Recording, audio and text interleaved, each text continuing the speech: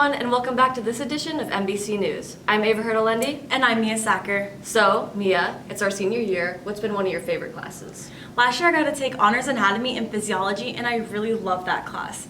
Although, I wish I took it this year, because I heard they got to go observe and operate on human cadavers. Adam Little got to go behind the scenes to witness this class in action.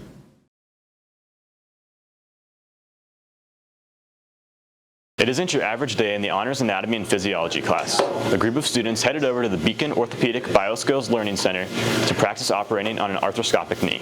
They are taking their skills from the class and applying them to the real world, practicing in an operating room. Anatomy and Physiology students Hope Johnson, Gracie Hicks, and Nadia Khan were some of the few students chosen to participate in the cadaver lab at Beacon Orthopedics and learn all about arthroscopic surgeries. We had two stations. One was with the scope and one was with the dissection of the knee.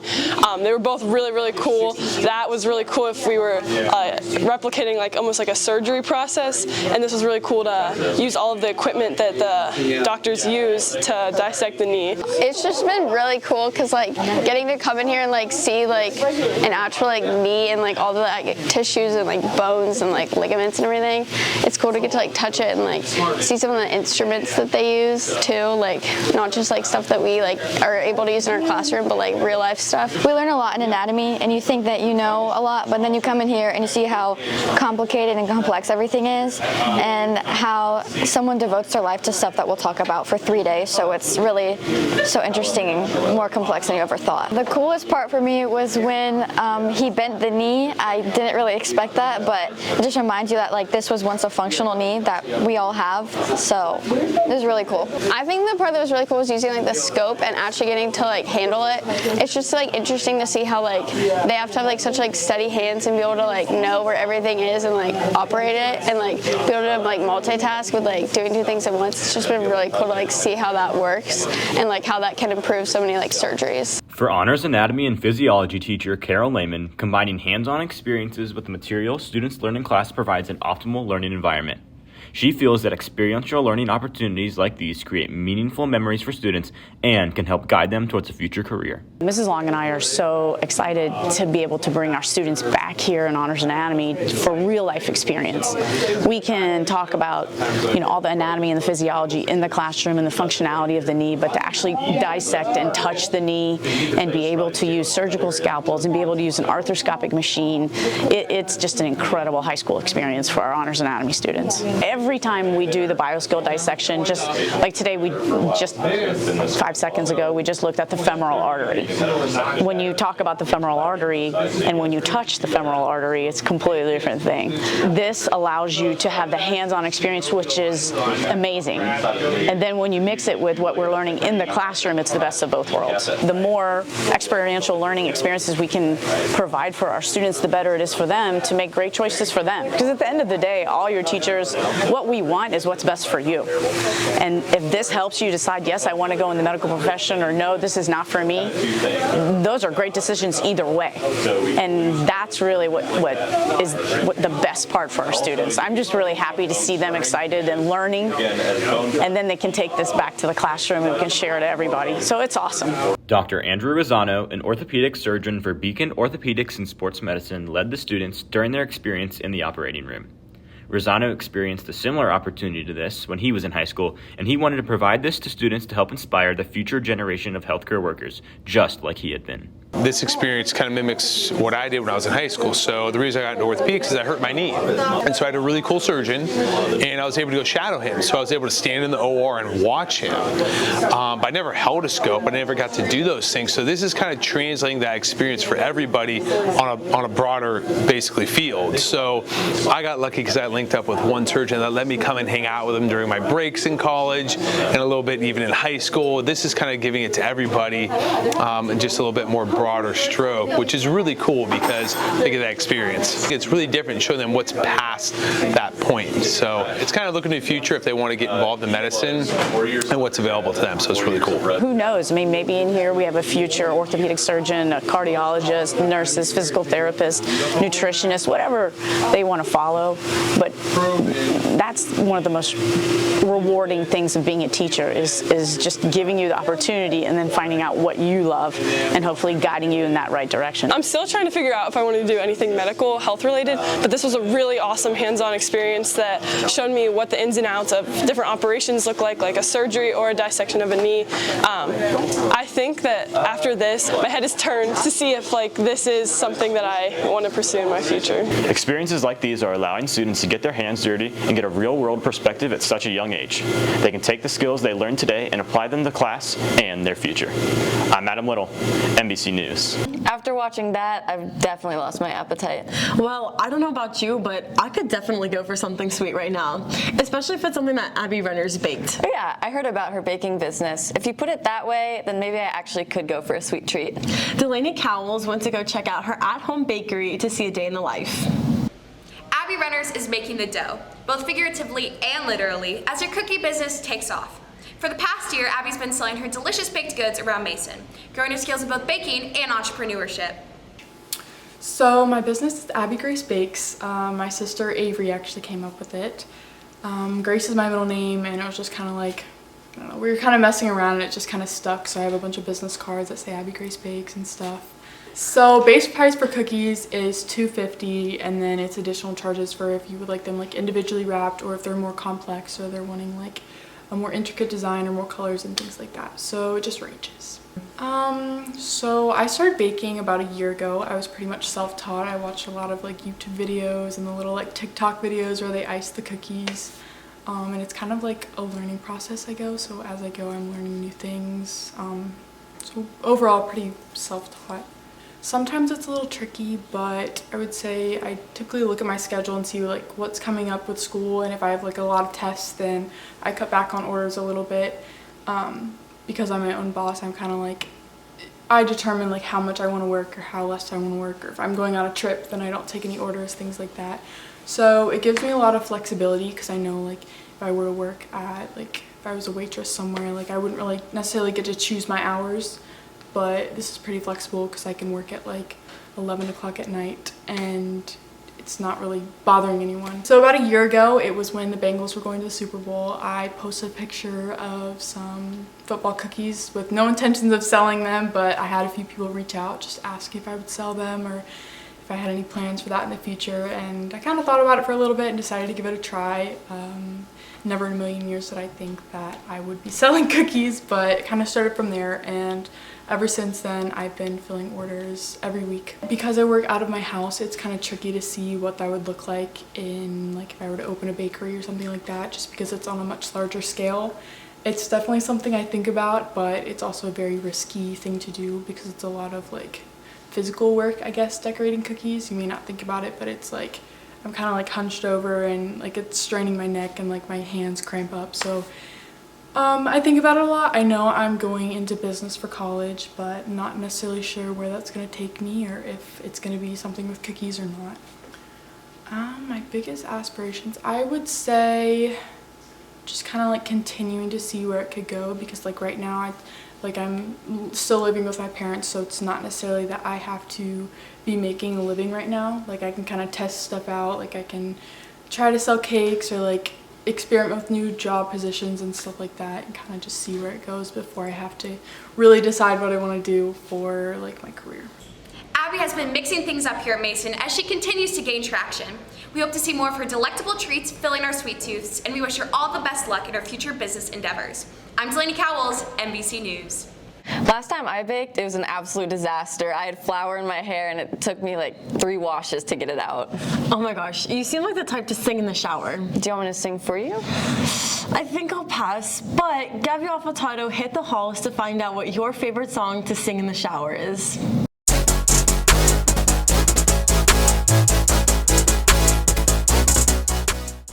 Hey guys, I decided to come in the halls today because I've run out of ideas for my playlist and I need to know what your guys' favorite songs are. So we're gonna ask you, what is your favorite song to sing in the shower? I have a question for you. All right, what is your go-to song to sing in the shower? Poker Face. Ooh, Lady Gaga. Yes. Can you give us a little? No, because I'm not very good at it. I'm not good either, so I'll sing with you. No thanks. Thanks. Thank you. Okay. What is your go-to song to sing in the shower? Oh my gosh. Driver's License by Olivia Rodrigo. Okay, yeah, honestly. That's a good one. You can belt that one. Lil Tecca, Never Left. Lil Tecca! That's a good one. Oh, hello. Oh, no problem. Thank you for apologizing.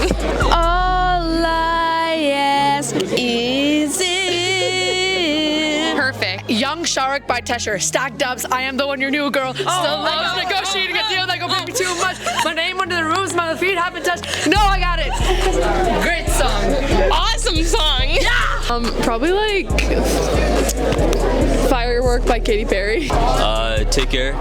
Oh, what's that? Drake. Drake. Okay. What album is that from? Take Care. Take Care.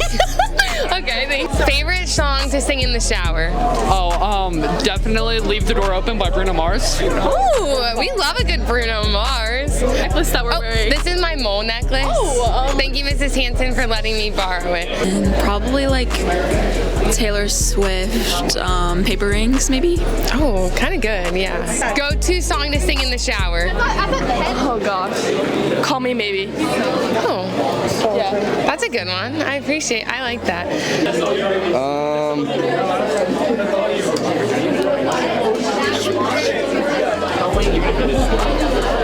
2 hours later. I got it. I'd say I Wonder by Russell Dickerson. Oh, Stay by Rihanna. Rihanna, are you gonna watch her at the Super Bowl? Obviously. Love Story by Taylor Swift. Such a good one. That's my favorite one. Chandelier by Sia. Can you give us a line? No. Why? I'm not good at singing. I'm not either. We can sing it together. Okay. Ready? Okay, wait, can we all sing it together? Wait, what is it? What song? Okay, Chandelier. Okay, so it's I'm gonna swing from the chandelier. The chandelier. Yes, thank you. Playlist is probably like my like playing basketball playlist. Oh, you play basketball? Yeah, but like not on the team because I suck. That's okay. What is your go-to song to sing in the shower? I don't sing that much in the shower, but Do you sing at all? not much. But Let's Groove by Earth, Wind and Fire is a very good song. Oh, how does it go? It's like, let's groove tonight. Share the spice of life. Oh. Okay, awesome. Never gonna give you up, and never gonna let you down, and I'm never gonna run around and desert you. Thank you so much. I think after that, I know exactly what song I'm going to add to my playlist. I'm Gabby Affatato, NBC News. Well, those were some pretty interesting song choices. Now here's a message from Hub Squad. Hi guys, my name is Duncan and I'm a member of Host Squad. As you all know, life can be really hard sometimes. It may feel like you have a complete mess of emotions that make life even harder to navigate. This is why it's important to learn how to be emotionally vulnerable. Vulnerability is the process of acknowledging your emotions and being willing to embrace how you truly feel.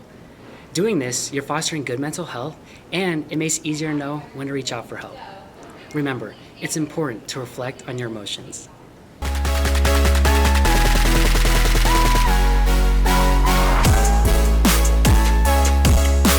What's up, Comet Country? This long winter season can be hard and tiring for many. That might steer students into trying new things to get their minds off of any stress that approaches with this time of year. This can lead to the growth of many new clubs within MHS. The new Weightlifting Club sets a perfect example of students coming together to help each other grow physically and mentally. Will Clifton dives deeper into how members create bonds with one another while also motivating each other to build new skills. More and more students these days are wanting to go to the gym. Whether at the local community center or the weightlifting gym here at MHS, an increasing number of students want to better their bodies and minds. However, some students struggle with simply building a consistent plan of going to the gym. Luckily for them, Weightlifting Club at MHS tackles that problem head on. Our club is basically a free place where Mason High School students can actually work out and better themselves in the gym. So we created this club for a minority of students. Like for example, if you kids who can't afford the gym, they can come here and work out for free, or kids who don't know where to start off in the gym, because this is a really low risk place to work out. And our third demographic that we're aiming for are really people who are just looking for a place to work out with their friends. So I think that's really our whole club, just to build a community in the gym. Our gym is free and completely available to anyone, so they can come in, do a workout for however long they want, because I know some people first starting off don't want to come into the gym for an hour straight off, so they can come in for however long they want when they're first starting off, so 5, 10, 30 minutes, 45 minutes, that's completely okay with them. We're basically just encouraging them to actually participate in the gym and to come consistently and to build healthy habits. We all help each other, either that's with spotting or techniques or just working out in general. We can either switch out sets and we can teach each other how to do a certain technique, and we basically just build bonds like that by just helping each other work out and being the best we can be. And we also have like an immersive environment in there where many people come from like squatting backgrounds or like people know how to bench. We also create a supportive environment for people in the gym. So if one person doesn't know how to squat, another person can teach them how to squat, and Mr. Popovich can come in and either help them or help them advance in that squatting technique. Members will stop their own workouts to help others out when problems arise. A judgment-free zone is crucial in a beginner-friendly gym like this club. Well, so some people here are just now starting off, so I think our gym and the people that actually come to the gym are mature enough to not judge anyone for their workouts and their experience. So we're all here to help each other grow and build tighter bonds, and all of our members are willing to help each other, because I see that every single session that we have, there's always questions to be asked, and there are always people there to ask questions and to help out with like spots and stuff. The best part of the club has definitely been the community. You know, getting to spend time with my friends working out. I'll be honest, I love the strength training aspect of it. I love powerlifting. I love getting stronger, but just the community of being able to go around encouraging other people and see other people working just as hard as me to get stronger, it's just been great. It's been a ton of fun. Anyone's welcome to join, and we're gonna help each other out, no matter your skill level, no matter if you're going to the gym for 3 years or you just started. We'll help each other get stronger and just be the best that we can be. First starting out in the gym can be a scary experience and can lead people to feel like they don't belong. However, with a community that is based in a judgment-free environment, many MHS students can learn from experienced gym goers and become the next generation of gym enthusiasts. This club helps connect a group of people who love to do physical activity with their peers, making MHS just a little smaller. I'm Will Clipson, NBC Sports. It's always amazing to see clubs become such a success, just like the ski club we have here at MHS. For many, it serves as a getaway from high school, which is sometimes just what we need. Ava Hurteleni takes us on a trip to see the fun and inclusivity of this progressive club. Whether you've been doing it your whole life or have never even thought about stepping foot onto a mountain slope, Mason Ski and Snowboard Club has a place for everyone. With 4 trips to Perfect North and other exciting additions, the opportunities that this club provide are endless. Senior leaders Sasha Dunkirk and Kyle Williams welcome both new and old skiers to help make this experience more than just any old skiing trip. So we are a club at the high school, and our goal is to just spread the sport of skiing and snowboarding within our community. There's a lot of beginners, a lot of people who have been skiing for like their entire lives, and it's just so cool seeing all of them come together. So one of our main values of the ski club is just creating a fun and positive environment for everyone. So we always just try and make sure that everyone feels included and valued, and it's really great because a lot of our members are just so awesome and caring that they will help like the new people learn how to even like ski. Well, the goal is, with all the leaders, we try to make sure everybody is really excited while doing it. So what we want to do throughout the week is just going up to people who are in the club saying, hey, you ready for the trip? You ready to go down? Maybe talking about how the conditions are, that kind of stuff. Also, while we're on the bus, we just try to keep it an excited environment, positive environment. So that's playing music, singing, you know, going up and down the aisles, giving people high fives. We just want to make sure everybody has a good time with it. We really focus on, you know, trying to know people inside of the club, maybe knowing people that are new to skiing or new to the club, just so that they get a fun, you know, feel of how the club works. Whether that's on a club day or whether you're coming on your own, just knowing that you have some people that you can come skiing or snowboarding with, just have a good time. Even these leaders had to start start somewhere. They found that this sport has made a huge impact on their lives, not just with their skills on the snow and ice, but to help them grow as a person and spread positivity to others. When I started off skiing, when I started off with the club, I'd never gone skiing before. I just saw it, thought it would be a pretty cool thing to do with a couple of friends, and now, not that I'm great at skiing now, but I'm at least better. So I think the biggest thing is just knowing, learning a lifelong skill, something that's fun to do that you can do for a pretty good portion of your life. Another part of it also is just a leadership opportunity.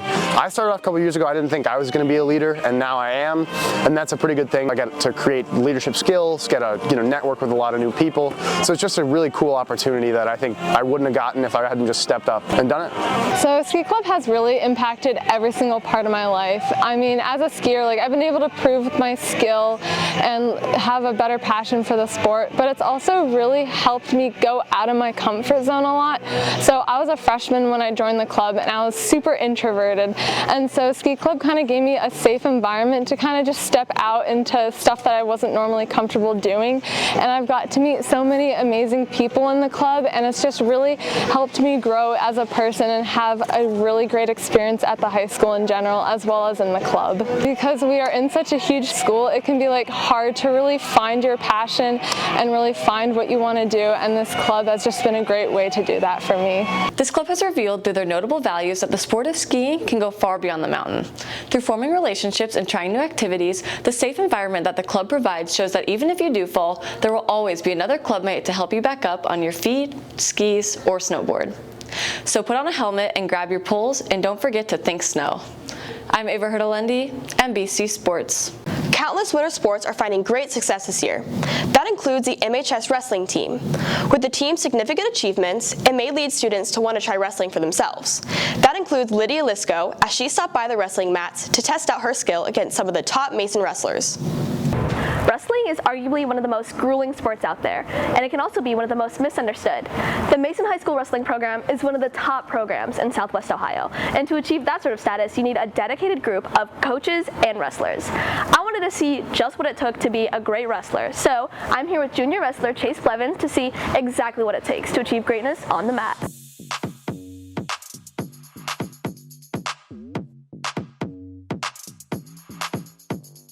No disrespect, but I don't think that your frame could handle my sport. You don't think I could handle? Wow, am I not big enough? I mean, you're probably gonna get hurt or something. I don't know. No, it's okay.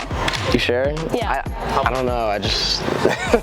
I appreciate your concern for my safety. All the waivers are signed. We'll start off. My parents have been called. I got it's okay.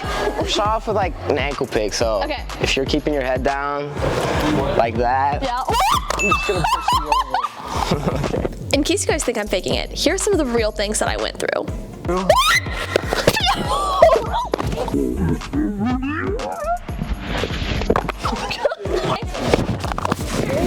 Yeah, I'm kind of a go big or go home kind of guy. Go big or go home? Do you have a stance? I'm going for it. A stance? You kind of just got to get low. You gotta get low? Really, Well, it's easy for me, kind of short, so. Just bend your knees, keep your back straight. If you're bent over, your back's gonna start hurting. Okay. And if your head's down, your face is gonna go on the mat, so. My face, so if I'm like this, you're just gonna Yeah, there you go. So what would you do if I was trying to come out with an ankle pick? Is that what it's called? If I was coming I would just wrestling's not for everyone. I'd take that as a personal offense, actually. You don't think I could be the best wrestler? I'm thinking, hey, You're not doing everyone, a good job teaching. it's an effort sport, man. You just gotta put effort in. I'm doing more than you right now. Yeah. I stretch a lot, actually. You stretch a lot? Yeah. But you gotta do your... My yoga, yeah. Okay. Your yoga? Yeah. Well, it's not helping you now, is it? Okay. Okay. So what? Teach her some shots, bro. Some shots? Chase has officially tapped out. I'm gonna pass this off here to my drilling partner here, Joseph. The shot's called a blast double, all right? A blast double? Yeah, and so what it is so basically you level change. Okay. This might hurt. Be ready. Yeah, I'm ready. I'm so ready. And then you just... All right, now it's your turn. You ready? I don't think my head can make a dent in you. You just keep driving forward, pull the legs, and you should be good. You ready? I'm ready. Is that not right? Is that not right? No. Head in the sternum. Okay. Go. Go. You have some serious potential. Chase was knocking me down. I appreciate this.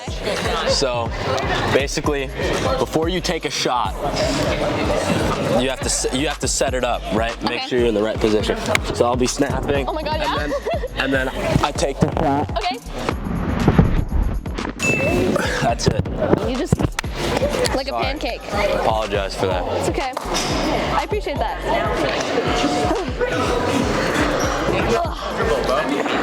Well, thank you. This was such a pleasant experience. As you guys could have seen today, wrestling is so much more than what it first looks like. It takes effort, it takes mentality, and maybe a little bit more height than I have. I want to thank you guys so much to the wrestling team for letting me come out here and be able to try some of these moves. I really appreciate it, but I can't wait to see how these guys finish off their season. I'm Lydia Lisko, NBC Sports. That's a wrap for sports. I'll send it back to Ava and Mia at the anchor desk. Well, that wraps up this edition of NBC News. From everyone in front of and behind the camera, I'm Ava Hurtalendi. And I'm Mia Sacker. And we'll see you next time.